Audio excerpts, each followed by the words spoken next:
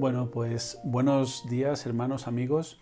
Estamos contentos de estar un domingo más en esta clase de escuela bíblica, en este capítulo tan interesante que tenemos por delante, Hebreos capítulo 8. Antes de empezar, quisiera recordar que diríamos esta es la última clase hasta el periodo de vacaciones. El día 10 de enero retomaremos lo que son las clases online, escuela bíblica online.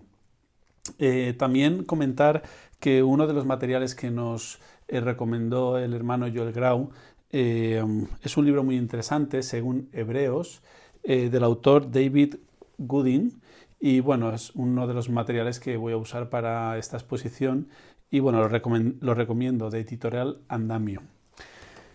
Bueno, capítulo 8 de Hebreos. La verdad es que no es fácil estudiar el libro de Hebreos.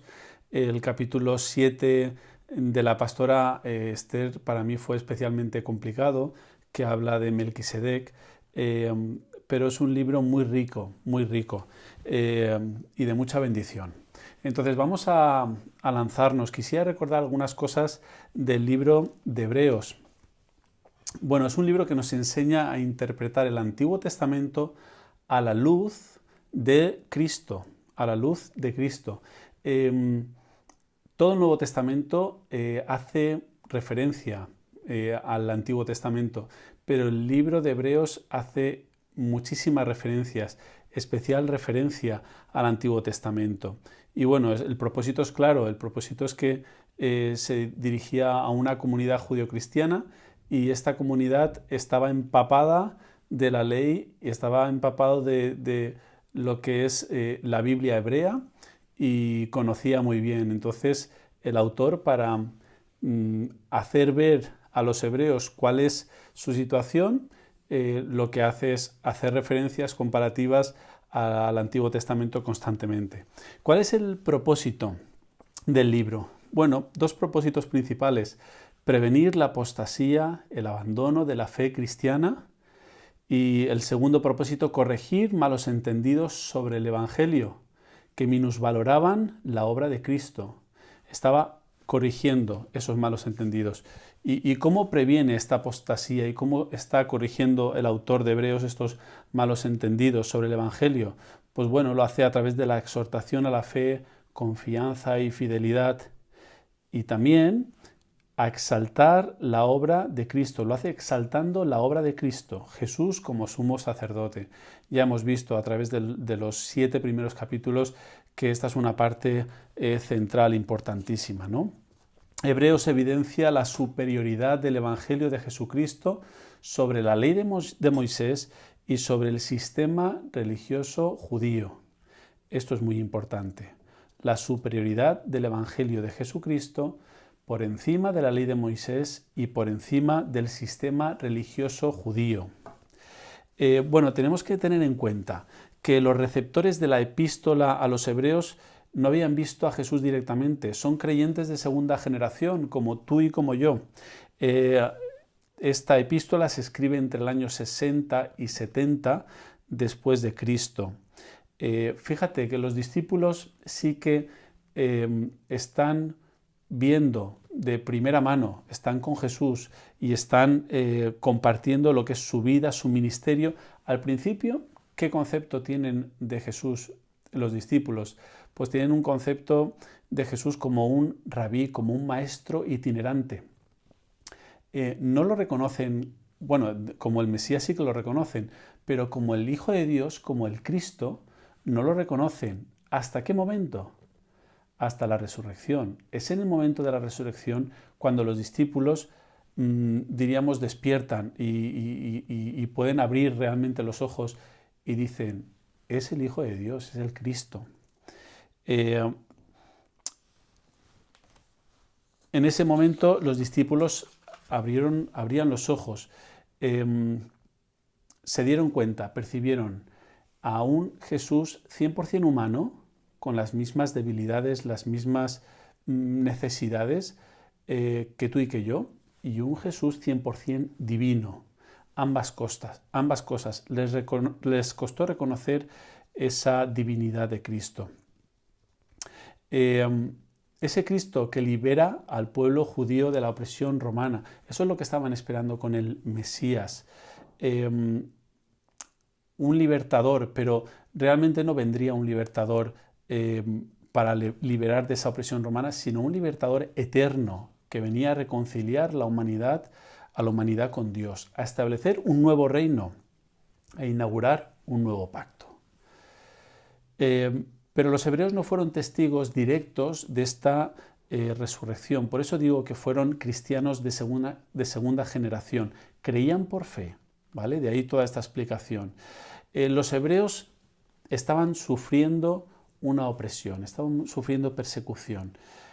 Todo judío quería quitarse el poder de Roma, quería liberarse de Roma. Y también coincide en un momento en el que los judíos se levantan contra Roma en el año 60-68 después de Cristo y parece que tienen éxito.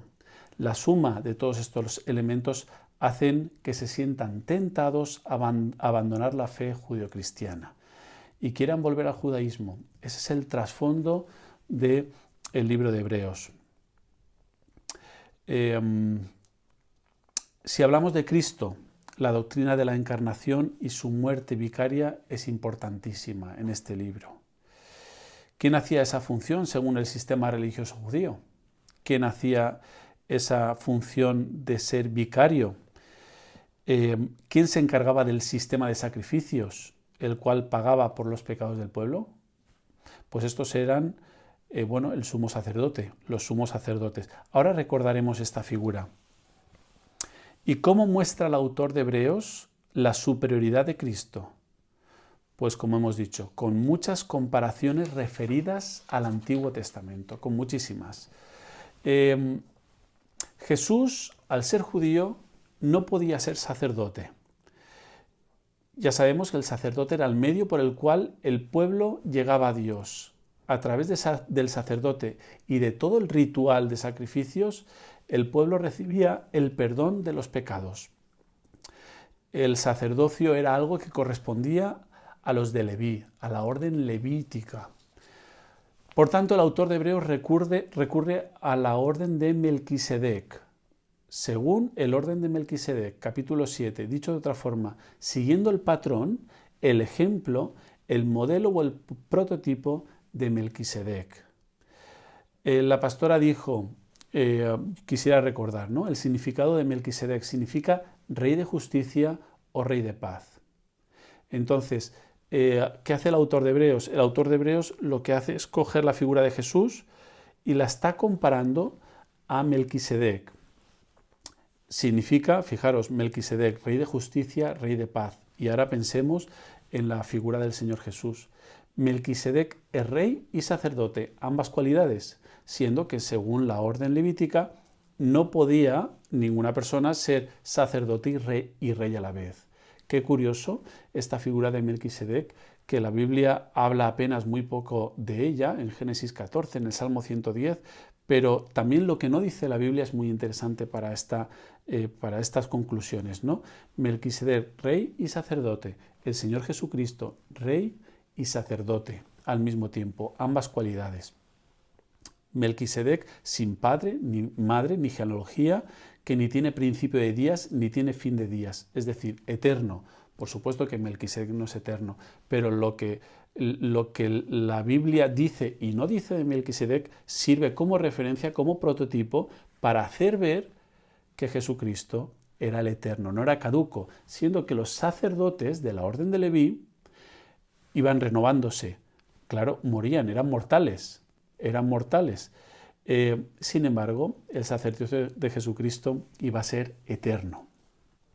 Por tanto, el libro de Hebreos compara una y otra vez sacerdocio tradicional con el sacerdocio de Jesús, el gran sumo sacerdote, sacerdocio levítico con el sacerdocio de Melquisedec, tabernáculo terrenal con el tabernáculo celeste, con el tabernáculo eterno de Cristo.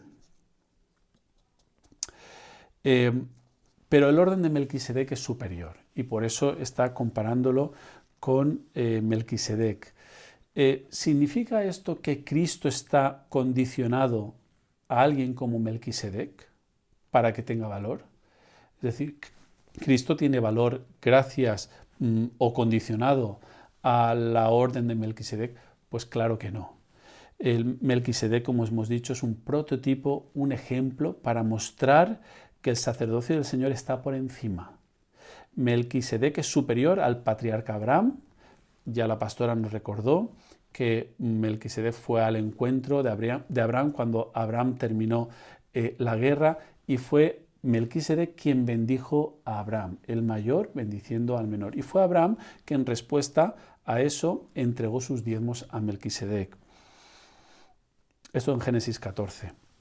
Melquisedec es rey y sacerdote, no como el sacerdocio levítico, en el que un rey no podía ser sacerdote.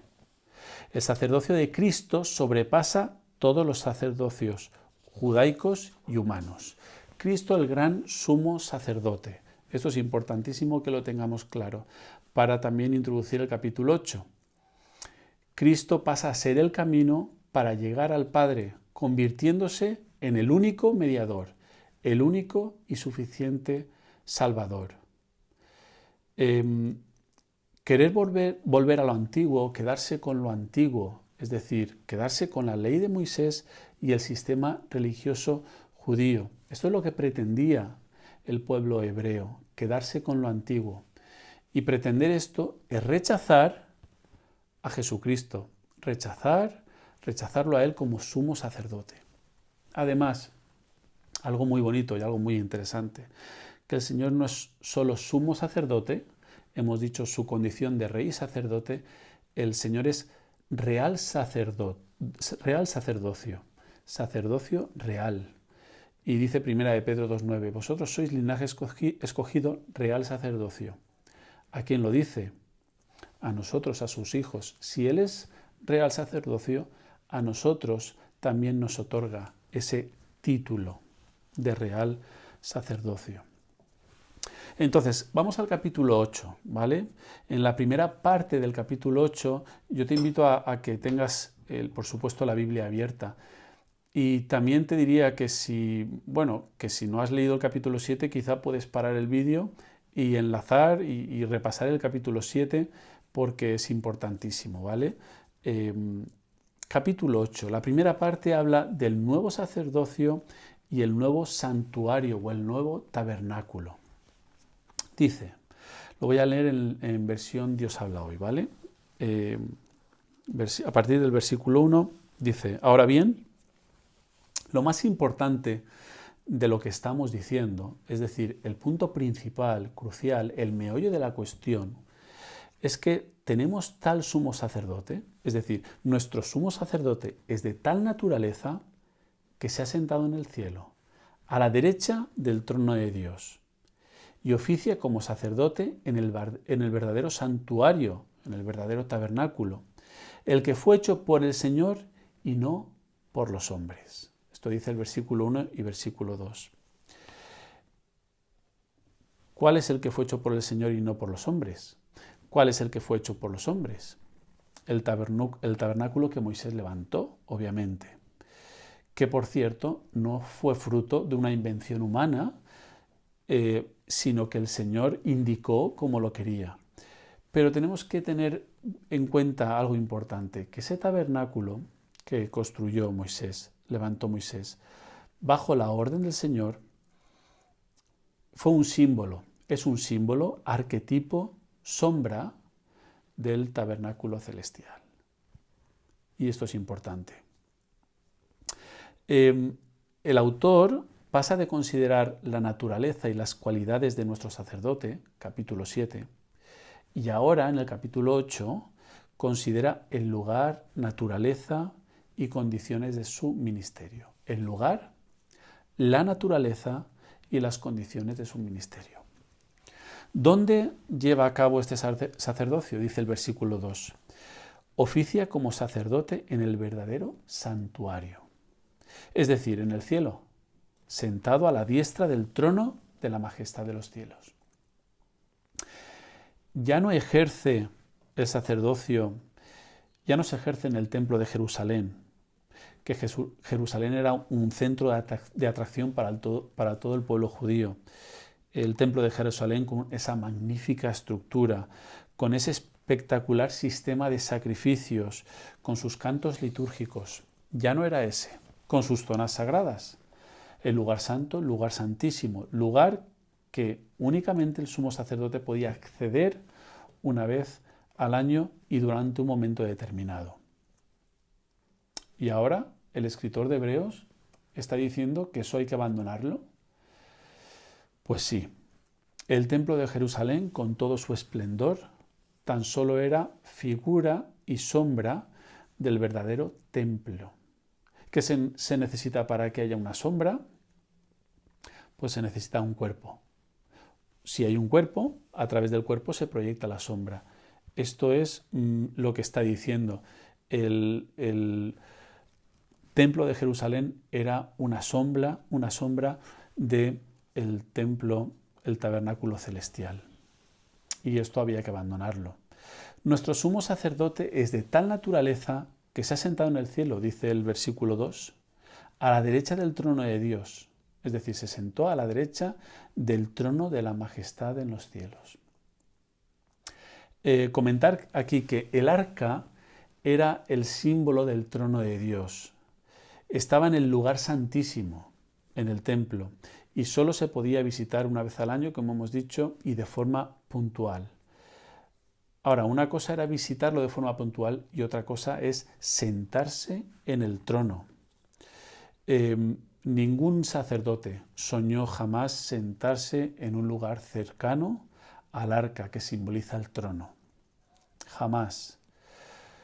Sin embargo, Cristo se sentó a la diestra, no de ese símbolo terrenal del trono de Dios, que era el arca, sino a la diestra del verdadero trono, junto al trono de la majestad de los cielos. Eso es lo que quiere decir este versículo. Por cierto, en Hebreos 4:16 dice este versículo tan conocido. Dice, acerquémonos pues confiadamente al trono de la gracia para alcanzar misericordia y hallar gracia para el oportuno socorro. Qué bonito esta invitación de poder acercarnos como hijos de Dios confiadamente al trono de la gracia, siendo que es algo tan exclusivo, ni siquiera el sumo sacerdote se podía, bueno, como hemos dicho, lo visitaba una vez al año, pero estar en el trono, sentarse en el trono, ni mucho menos. Sin embargo, Hebreos 4:16 dice, acerquémonos pues confiadamente al trono de la gracia. En definitiva, hermanos, hay un nuevo tabernáculo, hay un nuevo santuario cuyo acceso o entrada no está limitada. Está abierta para ti y para mí. Gloria al Señor por ello. Y sigue diciendo el texto, Hebreos 8, ahora estamos en el versículo 3. Todo sumo sacerdote es nombrado para presentar ofrendas y sacrificios. Y por eso es necesario que Jesucristo también tenga algo que ofrecer. Si Él estuviera en la tierra, ni siquiera sería sacerdote, pues aquí ya hay sacerdotes que presentan las ofrendas mandadas por la ley de Moisés. Pero estos sacerdotes prestan su servicio por medio de cosas que no son más que copias y sombras de lo que hay en el cielo. Y sabemos que son copias porque cuando Moisés iba a construir el santuario, Dios le dijo, pon atención y hazlo todo según el modelo que te mostré en el monte. Y dice el versículo 6, pero nuestro sumo sacerdote, que ha recibido un ministerio sacerdotal, un servicio sacerdotal mucho mejor, esta palabra mejor es muy importante en todo el libro, es mediador de una alianza mejor, basada en mejores promesas. No solo es superior, hermanos, el lugar donde nuestro Señor hace las funciones de sacerdote, que es en el cielo, sino que el ministerio de nuestro Señor es superior, ya que es mediador de un nuevo pacto, mucho mejor que el pacto antiguo, en el que operaban estos sacerdotes judíos. Pero la pregunta es, ¿por qué el nuevo pacto es mejor que el antiguo? Simplemente porque se diga nuevo, porque muchas veces pensamos que lo nuevo es mejor que lo antiguo. Pues tenemos algo que explicar en cuanto a esto del pacto. El antiguo pacto. Un pacto es un tratado. Y el antiguo pacto era un tratado, un acuerdo entre Dios y los israelitas. Define esa relación del Señor como soberano y ellos como súbditos. El antiguo pacto especificaba en 10 mandamientos principales y otros muchos inferiores el comportamiento que Dios esperaba de los israelitas. Hay unos mandamientos principales y otros muchos menores, y ahí estaba Dios explicándole al pueblo de Israel qué es lo que esperaba de ellos, cómo tenían que comportarse. Ahora bien, en este antiguo pacto, algo es crucial, importantísimo. Si cumplían esa parte, había bendición. Pero si no cumplían, ¿qué es lo que había? Había un abandono por parte del Señor. Sobre ellos sobrevendría una maldición. Por lo tanto, lo que están haciendo es arruinando esa relación con el Señor. Por tanto, vemos que el antiguo pacto tenía dos partes y ambas partes estaban involucradas. Si una de las dos partes no cumplía, todo se deshacía. Y esto es importante tenerlo en cuenta.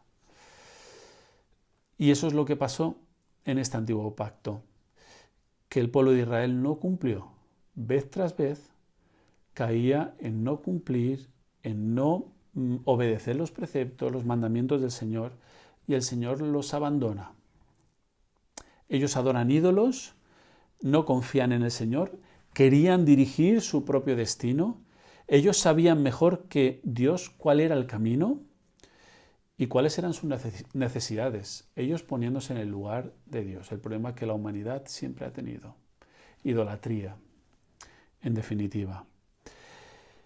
Y hermano, nuestra relación con Dios no va a depender de nuestros esfuerzos por guardar su ley.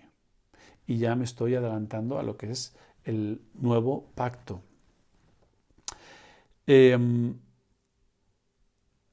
Dice a partir del versículo 7,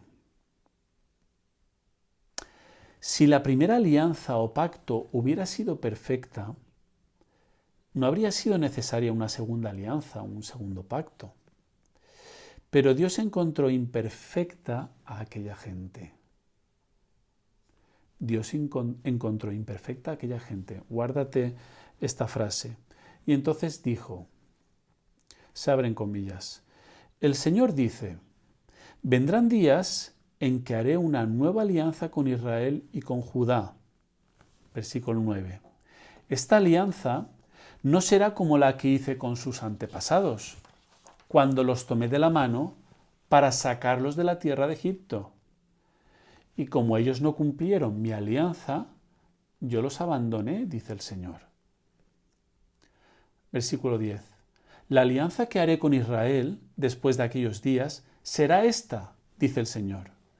Pondré mis leyes en su mente y las escribiré en su corazón. Yo seré su Dios y ellos serán mi pueblo. Ya no será necesario que unos a otros, compatriotas o parientes, tengan que instruirse para que conozcan al Señor, porque todos me conocerán, desde el más pequeño hasta el más grande. Yo les perdonaré sus maldades y no me acordaré más de sus pecados. Cuando Dios habla de una nueva alianza, estoy en el versículo 13, el último versículo, es porque ha declarado vieja la primera, y a lo que está viejo y anticuado, poco le falta para desaparecer. Aquí vemos que Dios ha rechazado el antiguo pacto y todos los intentos de construir una relación con el ser humano sobre aquella base. Algo fallaba en este antiguo pacto. Versículo 8, como hemos dicho, pero Dios encontró imperfecta a aquella gente. No era Dios el que fallaba, éramos nosotros. Y ojo, esto ya lo anunció el profeta Jeremías 600 años antes en Jeremías 31, ¿vale? De hecho, ese texto que vemos entre comillas es el texto que recoge el escritor de Hebreos del Antiguo Testamento de Jeremías.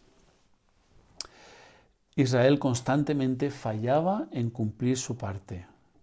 Y ahora, por iniciativa de Dios, siempre, hermano, por iniciativa de Dios, se constituye un nuevo pacto.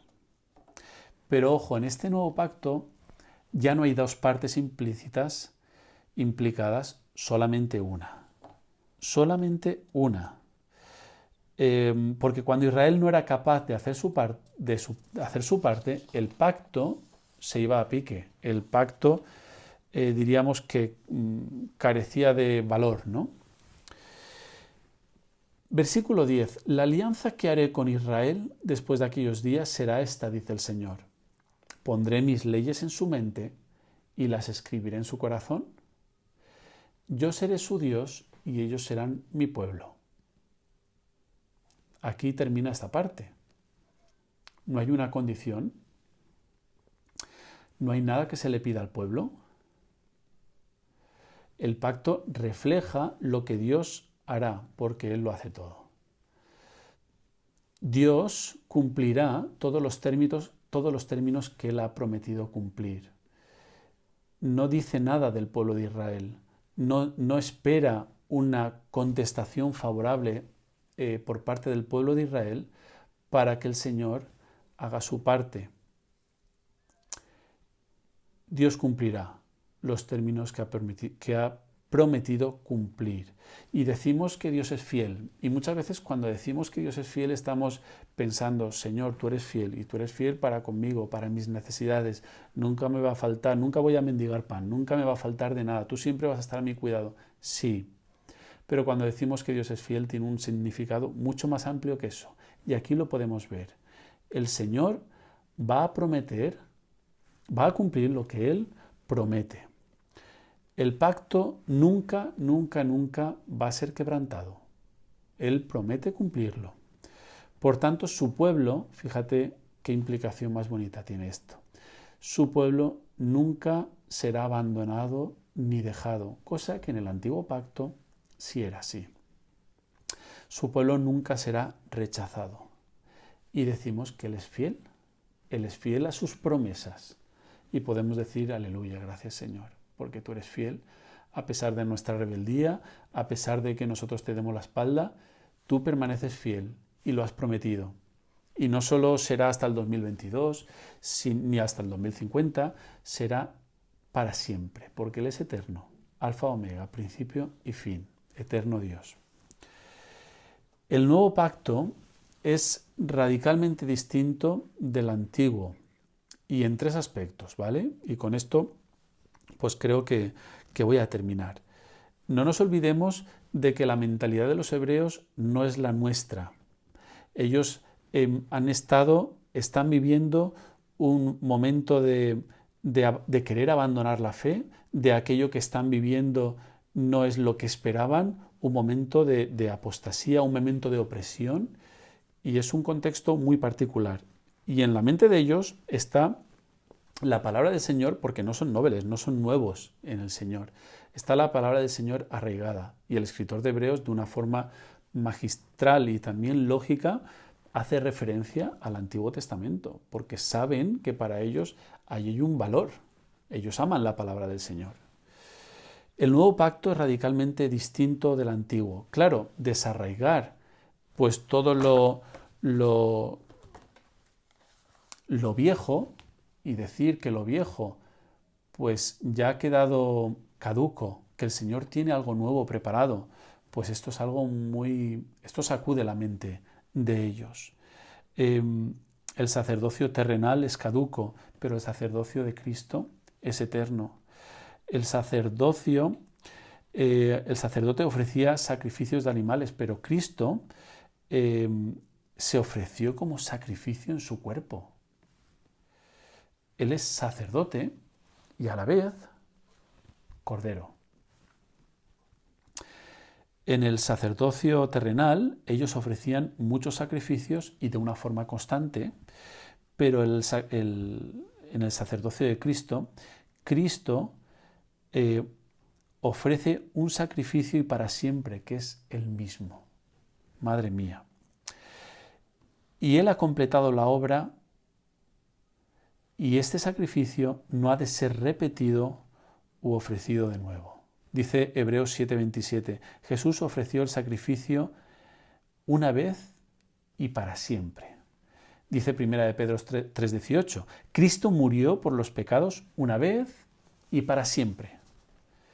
El justo por los injustos, a fin de llevarlos a Dios. A fin, con el propósito de llevarlos a Dios. No de separarlos, no de distanciarse, sino de llevarlos, de acercarlos a Dios. Qué bonito. Y esto es lo que, una de las cosas que el escritor de Hebreos quiere hacer para todo el pueblo judío-cristiano, que está tentado en abandonar la fe, en volver al todo sistema religioso judío. Entonces, tres aspectos que vemos aquí en el texto, que se muestra que el nuevo pacto es radicalmente distinto al antiguo. Dice, versículo 10, pondré mis leyes en su mente y las escribiré en su corazón. Es decir, Dios en nuestro interior. Las leyes se escribieron sobre tablas de piedra en el monte Sinaí. Mandamientos que decían a las personas lo que tenían que hacer. Mandamientos nobles, buenos y razonables. Ahora bien, esos mandamientos no proporcionaban el poder para llevarlos a cabo. Qué importante es esto, ¿eh? ¿Cuál es la mayor necesidad del ser humano? Podemos pensar, Cristo. Bien, claro, Cristo. Esa es nuestra mayor necesidad, conocer a Cristo. Pero ¿cuál es la mayor necesidad del ser humano? ¿Cómo se explica esto de que necesitamos a Cristo?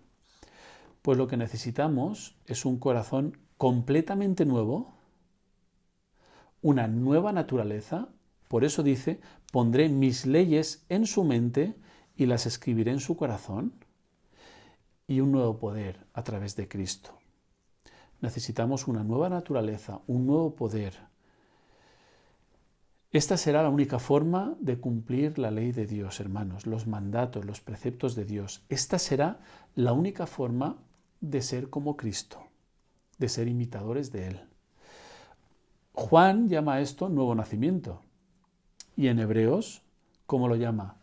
Lo que hemos dicho, escribir la ley de Dios, no sobre tablas de piedra, sino en nuestra mente y en nuestro corazón. La palabra del Señor en nuestra mente y nuestro corazón. A esto Juan le llama nuevo nacimiento. Por lo tanto, el primer aspecto importantísimo es Dios en nuestro interior. Segundo aspecto, cada creyente disfrutará de un conocimiento de Dios. Versículo 10, segunda parte, y versículo 11. Dice, yo seré su Dios y ellos serán mi pueblo. Ya no será necesario que unos a otros, compatriotas o parientes, tengan que instruirse para que conozcan al Señor, porque todos me conocerán desde el más pequeño hasta el más grande. Y la Biblia usa el verbo conocer para expresar una relación íntima entre un hombre y una mujer, ¿no? Entonces, este mismo verbo lo usa para reflejar o para identificar la relación que el ser humano ha de tener y necesita tener con el Señor, con Dios. Fijaros, está usando un verbo que tiene una connotación de intimidad, de un conocimiento íntimo, de una relación íntima. Lo está usando para definir el tipo de relación que el Señor espera de nosotros, que el Señor espera que nosotros tengamos con Él.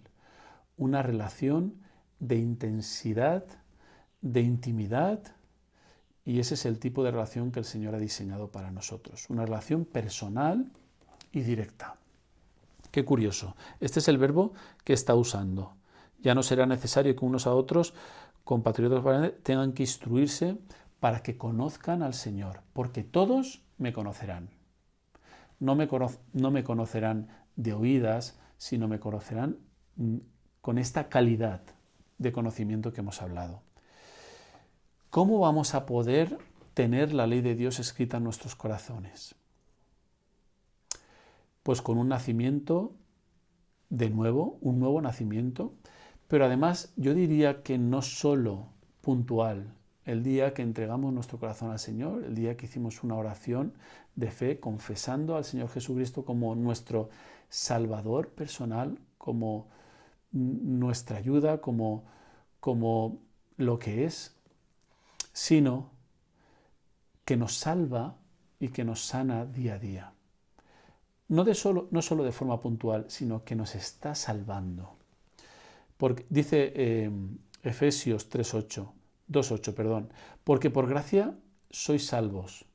Y yo traduciría también, y es una traducción válida, por gracia estáis siendo salvos, por medio de la fe. Y esto no de vosotros, pues es don de Dios. No procede de vosotros, no es un antiguo pacto, no hay algo que tú y yo podamos hacer, no procede de nosotros, no es gracias a nuestros méritos, sino que es don de Dios. Qué bonito esto. Por gracia estamos siendo salvos. Pues ¿cómo vamos a tener esa ley de Dios escrita en nuestros corazones? Conociendo a Dios de una forma personal y directa, entrando en esa relación personal con Él. No es, como he dicho antes, dar testimonio de nuestra fe únicamente, levantar la mano en un momento puntual, repetir una oración, sino conocer a Dios día a día de una forma personal y de una forma directa. Conocer, entrando en esa relación personal con Él, orando, leyendo, meditando. Y debemos desear esto. Porque sin esto, sin la oración, sin la lectura, la meditación de su palabra, sin pasar tiempo con el Señor, también en silencio, no hay relación de intimidad, no hay conocimiento de Él.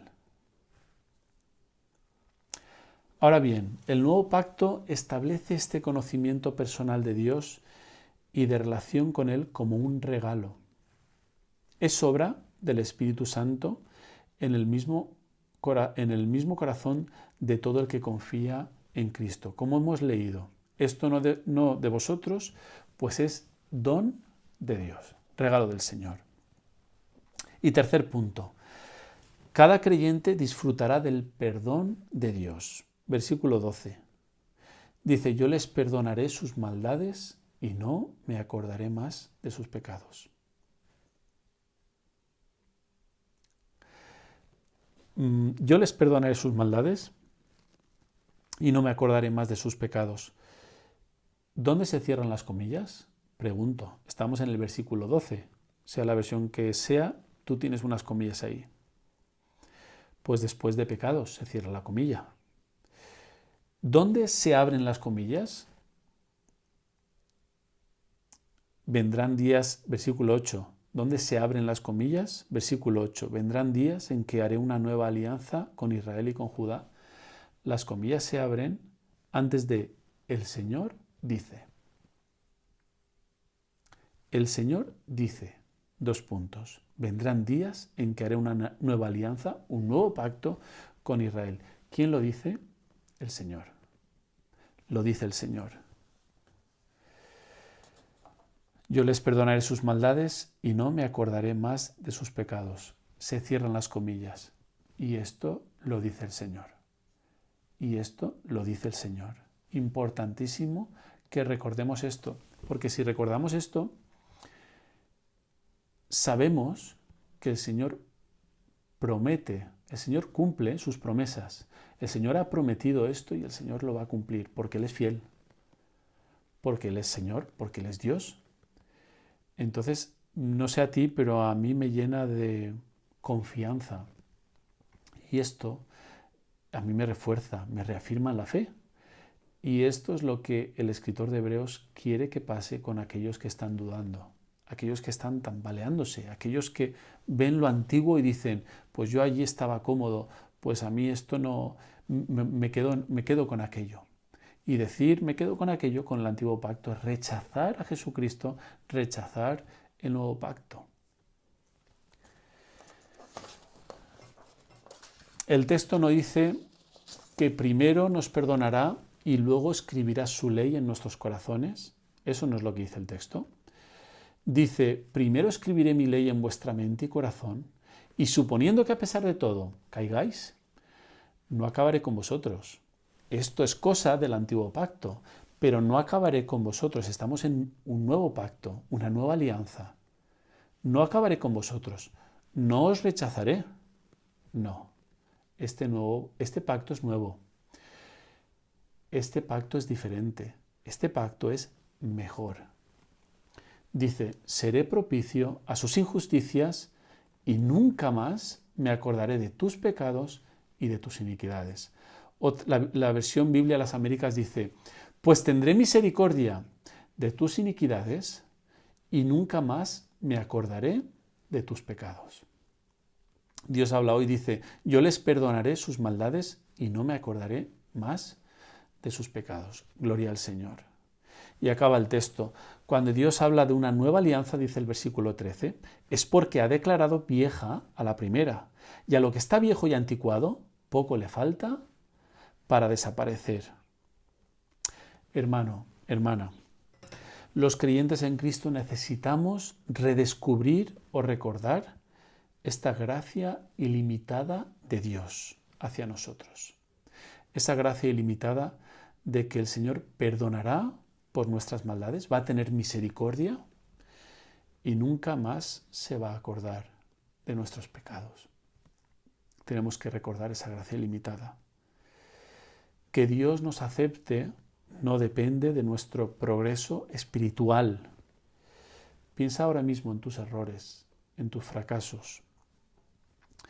Pues Dios garantiza, hay una garantía del perdón completo mediante la sangre de Cristo.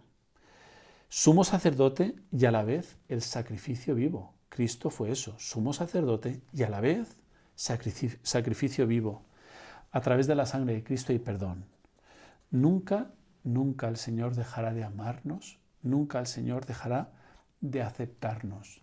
No te creas las mentiras del enemigo que pueden rondar por tu mente. No te las creas. Esto es lo que el Señor dice y Él lo cumple. Él es fiel a su propio nombre, a su palabra. Y ya para finalizar, algunas preguntas que quiero lanzar. También decir que podéis lanzar preguntas a través del WhatsApp que Jerónimo y Neus están dirigiendo. Podéis lanzar preguntas que tengan que ver con estos capítulos del 7 a 8 que hemos visto, del 1, al 8, podéis lanzar preguntas y podemos también contestar, ¿no? A modo de reflexión o de preguntas finales, ¿no? Cuando nos aferramos a algo que no es Jesucristo, cuando no confiamos en las promesas que hay en Cristo Jesús, ¿en qué promesas estamos confiando entonces? ¿En qué promesas estamos confiando entonces? ¿No nos estamos pareciendo en cierto modo a los hebreos? ¿No estamos cayendo en el mismo peligro que los hebreos?